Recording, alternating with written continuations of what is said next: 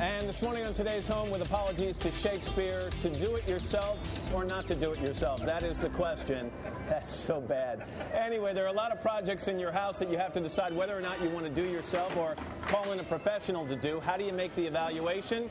You call in Lou Manfredini, who's our Today Show contributor. He's got some advice on that. Lou, nice to see you. Nice to see you. Boils down to money for a lot of people. Can they afford to bring in a professional? But you say if you make mistakes, you're actually going to cost yourself more money. Yeah, I mean, I think that there's questions you have to ask yourself about whether or not you want to tackle this yourself. And you're right, money is a big consideration. All right, and let's talk about the questions you think people should ask themselves. Do I have any idea what I'm about to do? Do I have the motivation to learn and make mistakes and see it through? Will I hurt myself or anyone around me? Do I have more time or money for this endeavor? The same questions, interesting enough, I ask myself before this show every morning.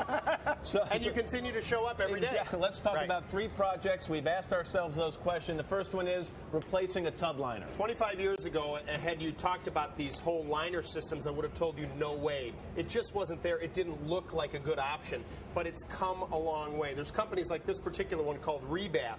They come in with all these different samples of a solid surface acrylic material. Right. What's unique about it is it's so easy to keep clean. They come in, this is the real intangible for people. If you take a look at the tub, now this is just a mock-up, obviously. It's kind of a tiny tub. Yeah. But take a look at this bathtub. This goes right over your old tub. Okay. They take apart the shoe and the drain and everything. They have 1,000 molds to go over just about anything you have. But the skills you need here, you've got to learn how to caulk, you've got to be able to measure, you've got to be able to tile, even though, you say it's this acrylic stuff.